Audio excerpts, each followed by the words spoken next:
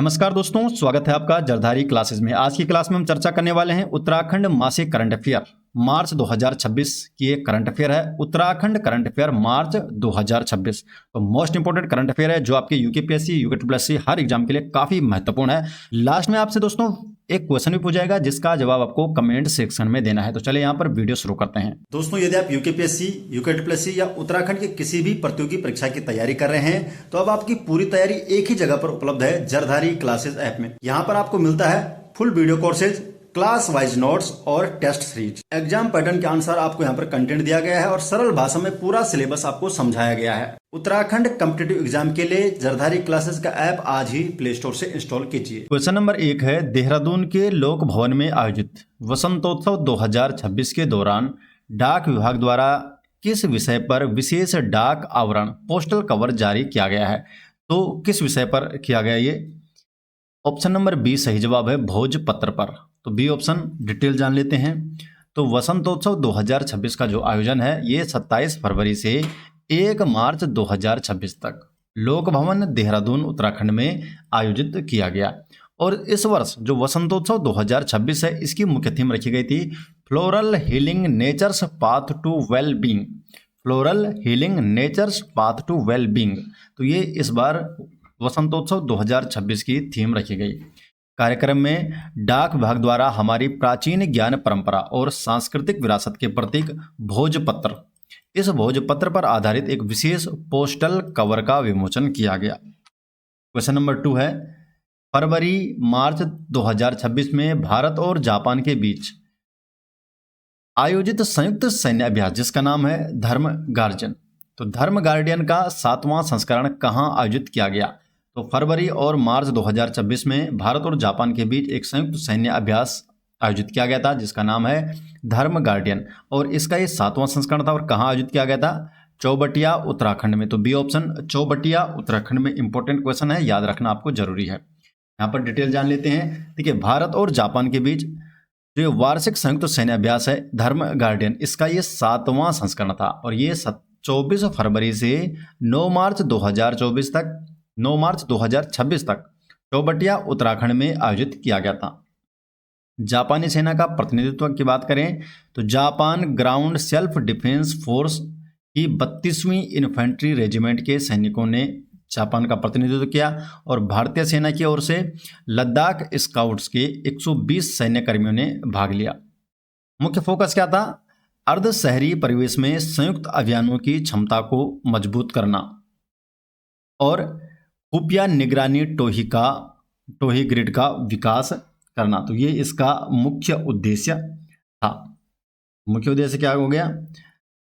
एक तो हो गया अर्ध शहरी परिवेश में संयुक्त अभियानों की क्षमता को मजबूत करना और दूसरी खुफिया निगरानी टोही ग्रिड का विस्तार करना। तो ये इसका मुख्य उद्देश्य था। Intelligent surveillance and reconnaissance ISR।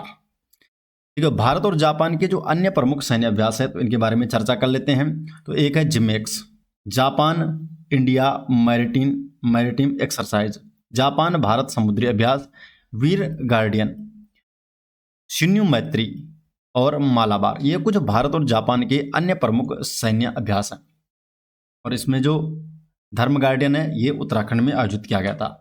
Question number 3, देश का पहला एलिवेटेड EBRTS प्रोजेक्ट किस शहर में स्थापित करने की योजना बनाई जा रही है जो चीन के सियामेन मॉडल पर आधारित है? तो सियामेन मॉडल पर आधारित है, चीन का शहर है सियामेन, इस मॉडल पर आधारित है और ये होगा देहरादून में।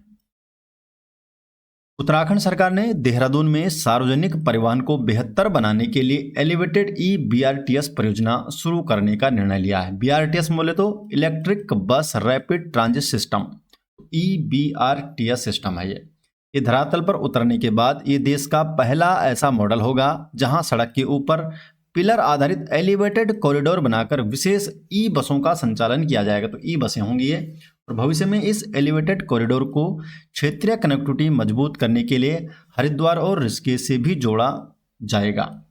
ये प्रणाली वैश्विक स्तर पर चीन के सियामेन शहर के मॉडल का अनुसरण करती है। तो सियामेन शहर में ये प्रणाली पहले से ही है और 2008 से सफलतापूर्वक ये वहां पर चल रही है।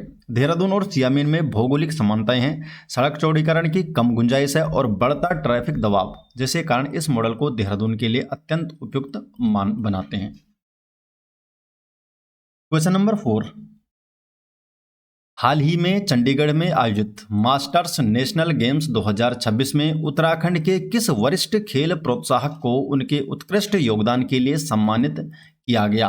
तो किसे सम्मानित किया गया है? डॉक्टर वीरेंद्र सिंह रावत को। तो doctor Virendra Singh Rawat, B option doctor Virendra Singh Rawat.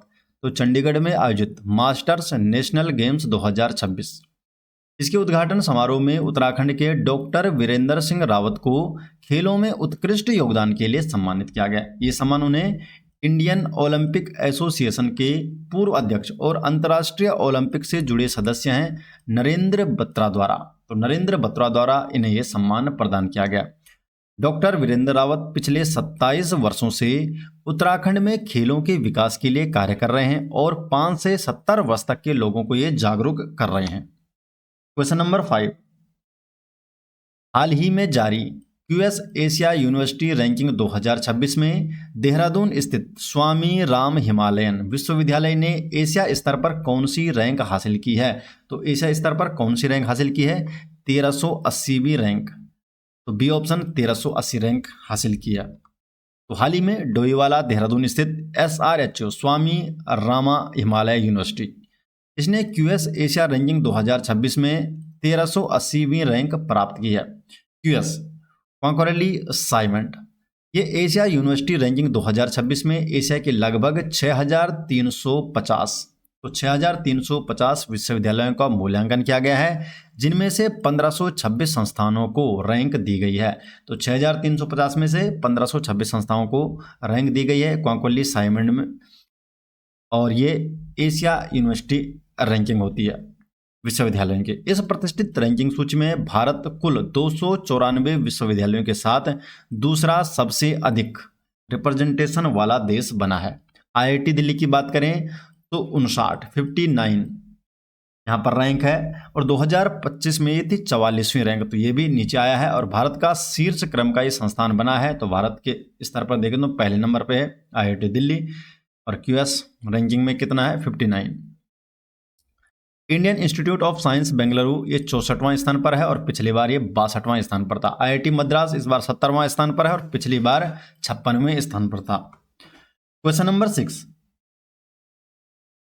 Uttarakhand सरकार द्वारा घोषित भक्त दर्शन उच्च शिक्षा गौरव पुरस्कार 2025 के लिए चिकित्सा के क्षेत्र में उत्कृष्ट योगदान हेतु किसे चुना गया है? तो चिकित्सा के क्षेत्र में किसे चुना गया है? डॉक्टर रेणु धस्माना को। तो डॉक्टर रेणु धस्माना को चुना गया है चिकित्सा क्षेत्र में भक्त दर्शन उच्च शिक्षा गौरव पुरस्कार 2025 के लिए। तो डी ऑप्शन यहाँ पर सही जवाब हो जाएगा। डिटेल जान लेते हैं। तो वर्ष 2025 के भक्त दर्शन उच्च शिक्षा गौरव पुरस्कार ये उत्तराखंड सरकार द्वारा उच्च शिक्षा में उत्कृष्ट शैक्षणिक योगदान और शोध के लिए दिया जाता है। इस प्रतिष्ठित पुरस्कार के लिए राज्य के कुल 4 शिक्षकों को चुना गया है। 4 शिक्षकों को चुना गया है 4 क्षेत्र में, चिकित्सा के क्षेत्र में, प्रबंधन, पर्यावरण शिक्षा और इतिहास के क्षेत्र में। तो 4 क्षेत्रों के लिए 4 शिक्षकों को ये पुरस्कार दिया गया है। चिकित्सा क्षेत्र में है डॉक्टर रेणु धस्माना, ये प्रिंसिपल है स्वामी राम हिमालयन विश्वविद्यालय जोलीग्रांट की, और इनका अचीवमेंट क्या है, किसके लिए दिया गया है? तो नेत्र चिकित्सा और विट्रियो रेटिनल सर्जरी के क्षेत्र में अंतर्राष्ट्रीय पहचान बनाने के लिए इन्हें ये पुरस्कार से सम्मानित किया गया है। प्रोफेसर HC पुरोहित ये वाणिज्य एवं प्रबंधन विभाग दून विश्वविद्यालय देहरादून के हैं, और इन्हें दिया गया है प्रबंधन के क्षेत्र में 60 से अधिक शोध पत्रों के साथ उनके लंबे शैक्षणिक योगदान के लिए ये सम्मान दिया गया है। डॉक्टर सुरेंद्र सिंह सुथार को ये पर्यावरण विज्ञान विभाग दून विश्वविद्यालय देहरादून से हैं, और सॉलिड वेस्ट मैनेजमेंट और बायोचार उत्पादन जैसे गंभीर पर्यावरणीय विषयों पर शोध के लिए इन्हें यह सम्मान दिया गया है। डॉक्टर शिवचंद सिंह रावत ये इतिहास विभाग के हैं, राजकीय स्नातकोर महाविद्यालय गोपेश्वर से, और इतिहास के क्षेत्र में गहन शोध और ग्रामीण शिक्षा में सुधार के लिए इन्हें इस सम्मान से भक्त दर्शन उच्च शिक्षा गौरव पुरस्कार से सम्मानित किया गया है। तो कुल मिलाकर 4 शिक्षकों को जो सम्मानित किया गया है 2025 का जो है भक्त दर्शन उच्च शिक्षा गौरव पुरस्कार है। क्वेश्चन नंबर 7, उत्तराखंड सरकार द्वारा मौन पालन नीति 2026 का कुल प्रस्तावित बजट कितना निर्धारित किया गया है? तो जो मौन पालन नीति 2026 है तो इसके लिए कितना बजट निर्धारित किया गया है? 111 करोड़ रुपया। तो बी ऑप्शन यहाँ पर सही जवाब है, 111 करोड़ रुपया। उत्तराखंड प्रदेश सरकार ने किसानों की आय में स्थायी वृद्धि के लिए मौन पालन नीति 2026 बी कीपिंग पॉलिसी 2026 मधुमक्खी पालन से संबंधित है तो इसे मंजूरी दी है। 111 करोड़ रुपए की लागत वाली इस महत्वाकांक्षी योजना को 6 वर्षों की अवधि के लिए, तो 6 साल के लिए है और 3-3 साल के 2 चरण इसमें है, तो 3-3 साल के 2 चरणों में से लागू किया जाएगा। तो कुल मिलाकर 6 साल की योजना है। 111 करोड़ रुपए इसके लिए निर्धारित किए गए हैं। इस नीति के माध्यम से राज्य के कुल 25,000 किसानों को प्रत्यक्ष रूप से लाभान्वित करने का लक्ष्य रखा गया है। योजना के तहत राज्य के छोटे और सीमांत किसानों को 80% सब्सिडी पर कुल 1,27,000 मौन बॉक्स उपलब्ध कराए जाएंगे। तो 80% सब्सिडी दी जाएगी और कुल मिलाकर 1,27,000 जो बी बॉक्स है ये उपलब्ध कराए जाएंगे सीमांत किसानों को। राज्य के जो मैदानी जिलों में अधिक व्यावसायिक शहद उत्पादन हेतु एपिस मेलिफेरा प्रजाति की मधुमक्खियों का पालन किया जाएगा। कहाँ पर? मैदानी जिलों में। लेकिन जो राज्य के पर्वतीय क्षेत्र हैं वहाँ की स्थानीय जलवायु और परिस्थितियों के अनुकूल जो एपिस सेराना जो मधुमक्खी है, एपिस सेराना प्रजाति की जो मधुमक्खी है, इसके पालन को प्राथमिकता दी जाएगी। तो पर्वतीय क्षेत्र की बात करें तो एपिस सेराना मधुमक्खी और मैदानी क्षेत्र की बात करें तो एपिस मेलिफेरा प्रजाति की मधुमक्खियों का पालन किया जाएगा। क्वेश्चन नंबर 8, चारधाम यात्रा 2026 के दौरान तीर्थयात्रियों के स्वास्थ्य की रियल टाइम मॉनिटरिंग के लिए राज्य सरकार ने किस नए डिजिटल पोर्टल को लागू किया है? तो कौन सा ये डिजिटल पोर्टल है? तो ई स्वास्थ्य धाम पोर्टल। तो ई स्वास्थ्य धाम पोर्टल इसका नाम है। तो सी ऑप्शन यहाँ पर सही जवाब है। देखिए, उत्तराखंड सरकार ने चारधाम यात्रा 2026 के लिए स्वास्थ्य सेवाओं को डिजिटल करते हुए ई स्वास्थ्य धाम पोर्टल, तो ई स्वास्थ्य धाम पोर्टल लागू किया है। तो ई स्वास्थ्य धाम पोर्टल लागू किया है चारधाम यात्रा 2026 के लिए। और इस डिजिटल प्लेटफॉर्म का मुख्य उद्देश्य क्या है? ऊंचाई वाले दुर्गम क्षेत्रों में तीर्थयात्रियों के स्वास्थ्य की रियल टाइम मॉनिटरिंग करना। इस व्यवस्था के तहत प्रत्येक तीर्थयात्री का अनिवार्य पंजीकरण किया जाएगा और उनके स्वास्थ्य की डिजिटल ट्रैकिंग की जाएगी। राज्य की स्वास्थ्य और पर्यटन नीति के तहत केदारनाथ बेस में 17 बेड का एक विशेष अस्पताल स्थापित किया गया है और 229 विशेषज्ञ डॉक्टरों का रोस्टर तैयार किया गया है। यात्रा मार्ग के प्रमुख स्थानों पर तीर्थयात्रियों को त्वरित सहायता प्रदान करने के लिए लगभग 150 डॉक्टरों के साथ पैरामेडिकल स्टाफ की तैनाती की जाएगी। आपातकालीन स्थिति से निपटने के लिए सड़क एम्बुलेंस, नाव एम्बुलेंस और हवाई एम्बुलेंस सहित कुल मिलाकर 177 एम्बुलेंस तैनात की जा रही है। क्वेश्चन नंबर 9, हाल ही में मार्च 2026 में MOEFCC ministry of environment forest and climate change MOEFCC द्वारा रेलवे ट्रैक पर हाथियों की मृत्यु को कम करने के लिए नीति कार्यान्वयन विषय पर राष्ट्रीय कार्यशाला का आयोजन कहाँ किया गया है? तो इस कार्यशाला का आयोजन कहाँ किया गया है? सही जवाब है ऑप्शन नंबर सी, भारतीय वन्यजीव संस्थान देहरादून में। तो भारतीय वन्यजीव संस्थान देहरादून में इस कार्यशाला का आयोजन किया गया। तो मार्च 2026 में ministry of environment forest and climate change अर्थात पर्यावरण, वन और जलवायु परिवर्तन मंत्रालय द्वारा एक महत्वपूर्ण राष्ट्रीय कार्यशाला का आयोजन किया गया। इस कार्यशाला का आयोजन wild life institute of India Dehradun में किया गया, जिसका उद्देश्य रेलवे दुर्घटनाओं में हाथियों की मृत्यु को रोकने की रणनीतियों को मजबूत करना था। भारत में वैश्विक एशियाई हाथियों की आबादी का 60% से अधिक हिस्सा मौजूद है, लेकिन आवास विखंडन और रेलवे के विस्तार के कारण उत्तराखंड हो गया, असम, पश्चिम बंगाल जैसे राज्यों में इनकी मृत्यु की घटनाएं बढ़ रही है। कार्यशाला में शमन उपायों के लिए 110 संवेदनशील रेलवे खंडों की पहचान की गई है, जिनमें से 1965.2 किलोमीटर को कवर करने वाली 77 महत्वपूर्ण खंडों को प्राथमिकता दी गई है। रेलवे नेटवर्क पर हाथियों के सुरक्षित आवागमन के लिए रैंप, लेवल क्रॉसिंग, अंडरपास और ओवरपास सहित कुल 705 मिटिगेशन स्ट्रक्चर के निर्माण की सिफारिश की गई है। पटरियों के पास हाथियों की आवाजाही का पता लगाने के लिए DAS डिस्ट्रीब्यूटेड अकाउस्टिक सिस्टम आधारित घुसपैठ पहचान प्रणाली और आर्टिफिशियल इंटेलिजेंस आधारित पूर्व चेतावनी प्रणालियों का परीक्षण किया जा रहा है। वन्यजीव सुरक्षा को बेहतर बनाने के लिए रेलवे और वन विभागों के बीच संयुक्त योजना बनाने तथा जियोग्राफिक इंफॉर्मेशन सिस्टम निगरानी और समुदाय आधारित अलर्ट नेटवर्क को अपनाने पर जोर दिया गया है। Question number 10, Mussoorie press club के वार्षिक स्मारिका लोकार्पण एवं सम्मान समारोह में कितनी विभूतियों को सम्मानित किया गया है? तो कितनी विभूतियों को यहाँ पर सम्मानित किया गया है? तो ऑप्शन नंबर सी सही है, 5। तो 5 व्यक्तियों को सम्मानित किया गया है। तो मसूरी प्रेस क्लब का जो वार्षिक स्मारिका लोकार्पण है और सम्मान समारोह ये नगर पालिका सभागार में आयोजित किया गया था और उत्तराखंड के पूर्व DGP अनिल रतूड़ी को प्रशासनिक सेवाओं और साहित्य सृजन में उनके उत्कृष्ट योगदान के लिए सम्मानित किया गया है। झुमैलो ग्रुप की परमिला नेगी को राज्य की लोक संस्कृति के संवर्धन और उसे बढ़ावा देने के लिए सम्मानित किया गया है। गौरी को युवा लेखन के क्षेत्र में उनके शानदार कार्य के लिए सम्मान प्राप्त हुआ है।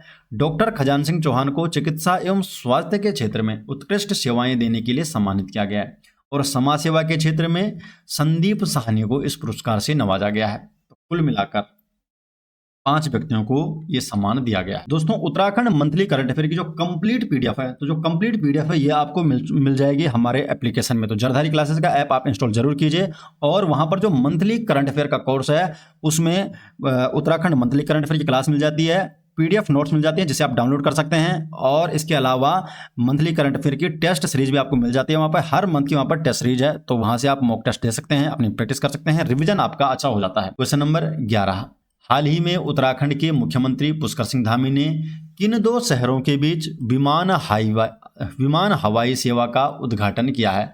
तो विमान हवाई सेवा का उद्घाटन किन 2 शहरों के बीच किया गया है? तो देहरादून और पिथौरागढ़। तो बी ऑप्शन यहाँ पर सही जवाब हो जाएगा, देहरादून और पिथौरागढ़ के बीच। उत्तराखंड के मुख्यमंत्री हैं पुष्कर सिंह धामी और इन्होंने जोलीग्रांट एयरपोर्ट से देहरादून और सीमांत जिले पिथौरागढ़ के बीच 42 सीटर नई विमान सेवा का शुभारंभ किया। इस हवाई सेवा का संचालन एयरलाइंस एयर द्वारा किया जा रहा है जो गढ़वाल और कुमाऊं मंडलों को आपस में सीधा जोड़ेगी। इस सेवा के शुरू होने से इन दोनों शहरों के बीच सड़क मार्ग से लगने वाला जो 15 घंटे का समय है यह अब हवाई मार्ग से मात्र 1 घंटे में पूरा किया जा सकेगा। ये जो उड़ान सेवा है ये केंद्र सरकार की जो उड़ान UDAN उड़े देश का आम नागरिक, इसकी फुल फॉर्म है उड़ान की, उड़े देश का आम नागरिक, इस योजना के तहत शुरू की गई है। क्वेश्चन नंबर 12, उत्तराखंड के रुद्रप्रयाग जनपद में गर्भवती महिलाओं के लिए शुरू की गई निःशुल्क हेलीकॉप्टर सेवा, जो हेली सेवा है, ये किस अभियान के तहत प्रारंभ की गई है? तो कौन सा ये अभियान है जिसके तहत रुद्रप्रयाग जनपद में गर्भवती महिलाओं के लिए निःशुल्क हेलीकॉप्टर सेवा का प्रारंभ किया गया है? तो अब दूरी नहीं बनेगी बाधा, सुरक्षित मातृत्व हमारा वादा। तो ये अभियान है, इसके तहत ये शुरू किया गया। तो सी ऑप्शन यहाँ पर सही जवाब। तो उत्तराखंड के रुद्रप्रयाग जनपद में दूरस्थ एवं दुर्गम क्षेत्रों में रहने वाली गर्भवती महिलाओं के लिए एक विशेष निःशुल्क हेलीकॉप्टर सेवा की शुरुआत की गई है। ये किस अभियान के तहत की गई है? अब दूरी नहीं बनेगी बाधा, सुरक्षित मातृत्व हमारा वादा। तो इस अभियान के तहत इस सेवा को शुरू किया गया है। इसका जो संचालन है चिकित्सा स्वास्थ्य एवं चिकित्सा शिक्षा विभाग और नागरिक उड्डयन विभाग, इसके संयुक्त सहयोग से संचालित की जा सकेगी। और इस योजना का जो मुख्य उद्देश्य है उन भौगोलिक क्षेत्र में समय पर सुरक्षित प्रसव सुविधा उपलब्ध कराना जहां सड़क संपर्क की कमी के कारण आपातकालीन चिकित्सा सेवाएं पहुंचाना एक बड़ी चुनौती हो जाती है। तो वहां पर ये जो निःशुल्क हेलीकॉप्टर सेवा है इसकी शुरुआत की गई है। क्वेश्चन नंबर 13, चंपावत सरस कार्बेट महोत्सव 2026 को शीतकालीन पर्यटन को बढ़ावा देने के लिए किस अन्य नाम से भी जाना जाता है? तो किस अन्य नाम से इसे जाना जाता है? Winter Corbett festival. तो बी ऑप्शन यहाँ पर सही जवाब है, विंटर कार्बेट फेस्टिवल के नाम से भी इसे जाना जाता है। उत्तराखंड के मुख्यमंत्री पुष्कर सिंह धामी ने कुमाऊं क्षेत्र के चंपावत जिले में चंपावत सरस कार्बेट महोत्सव 2026 का वर्चुअल माध्यम से उद्घाटन किया। ये एक सप्ताह तक चलने वाला सांस्कृतिक और पर्यटन कार्यक्रम है जिसका उद्देश्य है क्षेत्र की विरासत और संस्कृति को बढ़ावा देना। शीतकालीन पर्यटन को प्रोत्साहित करने के लिए इस आयोजन को विंटर कार्बेट फेस्टिवल का नाम भी दिया गया है। ये महोत्सव मुख्य रूप से काली कुमाऊं की होली परंपराओं जैसे बैठकी होली हो गई, खड़ी होली हो गई, चौफुला हो गया और विविध लोक कलाओं का ये उत्सव होता है। क्वेश्चन नंबर 14 है, गुजरात के वीर नर्मद विश्वविद्यालय में आयोजित उत्तराखंड विरासत महोत्सव में प्रकृति एवं पर्यावरण संरक्षण के लिए विशिष्ट सेवा सम्मान किसे सम्मानित किया गया है? तो विशिष्ट सेवा सम्मान से किस व्यक्ति को सम्मानित किया गया है? तो डॉक्टर विनोद प्रसाद जुगलान को। तो B option doctor Vinod Prasad Juglan. तो गुजरात के सूरत स्थित वीर नर्मद विश्वविद्यालय में उत्तराखंड समाज द्वारा उत्तराखंड विरासत महोत्सव का आयोजन किया गया और पर्यावरणविद डॉक्टर विनोद प्रसाद जुगलान को प्रकृति एवं पर्यावरण संरक्षण में उनके योगदान के लिए विशिष्ट सेवा सम्मान से सम्मानित किया गया। डॉक्टर जुगलान शिक्षा संस्कृति उत्थान न्यास के प्रांत पर्यावरण संयोजक हैं और पिछले वर्ष उन्हें न्यूयॉर्क में अंतर्राष्ट्रीय पर्यावरण संरक्षण सम्मान भी मिल चुका है। लमगांव के युवा उद्यमी दिनेश कलोड़ा को उत्तराखंड में प्रतिपलायन या रिवर्स माइग्रेशन में उत्कृष्ट योगदान के लिए विशिष्ट सेवा सम्मान दिया गया है। तो रिवर्स माइग्रेशन के लिए दिनेश कलोड़ा को सम्मान दिया गया है। क्वेश्चन नंबर 15, हाल ही में उत्तराखंड को एजुकेशन हब बनाने के उद्देश्य से राज्य मंत्रिमंडल ने 3 नए विश्वविद्यालयों की स्थापना को मंजूरी दी है। इनमें से माउंट वैली यूनिवर्सिटी किस जिले में स्थापित की जाएगी? तो जो माउंट वैली यूनिवर्सिटी है तो ये कहाँ स्थापित किया जाना है? इसे नैनीताल में। तो सी ऑप्शन यहाँ पर सही जवाब है नैनीताल। उत्तराखंड मंत्रिमंडल ने राज्य को एक प्रमुख एजुकेशन हब शिक्षा का केंद्र बनाने के महत्वपूर्ण उद्देश्य से 3 नए विश्वविद्यालयों की स्थापना को हरी झंडी दे दी है। इन स्वीकृत विश्वविद्यालयों में से माउंट वैली यूनिवर्सिटी इसकी स्थापना कुमाऊं मंडल के नैनीताल जिले में की जाएगी। इसके अलावा जो अन्य 2 विश्वविद्यालय हैं, एक है तुलाजी यूनिवर्सिटी और दूसरी है शिवालिक यूनिवर्सिटी, ये देहरादून में स्थापित की जाएगी। क्वेश्चन नंबर 16, उत्तराखंड की राजधानी देहरादून में प्रतिवर्ष आयोजित होने वाला ऐतिहासिक झंडा मेला सिखों के किस गुरु के जन्मदिवस और दून घाटी में उनके आगमन के उपलक्ष्य में मनाया जाता है? तो इनके जन्मदिवस और इनके आगमन के उपलक्ष्य में मनाया जाता है गुरु राम राय जी के उपलक्ष्य में। तो ए ऑप्शन यहाँ पर सही जवाब है। देहरादून का जो प्रसिद्ध झंडा मेला है सिखों के 7वें गुरु हर राय, इनके पुत्र हैं गुरु राम राय। तो गुरु राम राय जी के जन्मदिवस पर यह मनाया जाता है। ये ऐतिहासिक मेला प्रतिवर्ष चैत्र माह की पंचमी अर्थात होली के ठीक 5वें दिन दरबार साहिब देहरादून में आयोजित किया जाता है। वर्ष 1676 में जब गुरु राम राय जी दून घाटी पहुंचे तो उन्होंने यहाँ अपना डेरा स्थापित किया था और इसे इस शहर का नाम पड़ा देहरादून अर्थात देहरादून। इस वर्ष झंडा मेला में 94 फीट लंबे नए ध्वज दंड का आरोहण किया गया। परंपरा के अनुसार पवित्र ध्वज पर 3 प्रकार के गिलाफ अर्थात आवरण कवर चढ़ाए जाते हैं, जिनमें 41 सादे गिलाफ हो गए, 21 सनील के गिलाफ और सबसे बाहर एक दर्शनी गिलाफ लगाया जाता है। ये मेला लगभग 350 वर्षों से अबाध रूप से चल रहा है और वर्तमान में इसका संचालन श्री महंत देवेंद्र दास महाराज जी की देखरेख में होता है। क्वेश्चन नंबर 17, देहरादून के परेड ग्राउंड में आयोजित उत्तराखंड राज्य जनजातीय महोत्सव 2026 के दौरान मुख्यमंत्री पुष्कर सिंह धामी ने किसे आदि गौरव सम्मान से सम्मानित किया है? तो आदि गौरव सम्मान से किसे सम्मानित किया गया है? तो सही जवाब है ऑप्शन नंबर बी स्वर्गीय रिंकू देवी राणा और दर्शन लाल को। तो स्वर्गीय रिंकू देवी राणा और दर्शन लाल को सम्मानित किया गया है। तो हाल ही में देहरादून के परेड ग्राउंड में उत्तराखंड राज्य जनजातीय महोत्सव 2026 इसका आयोजन किया गया और इस महोत्सव में देश के 12 राज्यों के जनजातीय प्रतिनिधियों ने अपनी सांस्कृतिक परंपराओं का प्रदर्शन कर इसे एक राष्ट्रीय स्वरूप प्रदान किया है। मुख्यमंत्री पुष्कर सिंह धामी ने थारू लोक गायिका स्वर्गीय रिंकू देवी राणा और दर्शन लाल को उनके विशेष योगदान के लिए आदि गौरव सम्मान से सम्मानित किया है? क्वेश्चन नंबर 18, पुष्कर सिंह धामी द्वारा जौनसार के किस युवा साहित्यकार को उत्तराखंड साहित्य गौरव सम्मान से सम्मानित किया गया है? तो सही जवाब है सचिन चौहान को। जौनसार के डोरियो निवासी हैं सचिन चौहान और उनके उत्कृष्ट साहित्यिक योगदान के लिए प्रतिष्ठित उत्तराखंड साहित्य गौरव सम्मान हेतु चयनित किया गया है। यह सम्मान उन्हें 30 मार्च को देहरादून स्थित मुख्यमंत्री आवास के मुख्य सेवक सदन में आयोजित एक भव्य समारोह में प्रदान किया गया।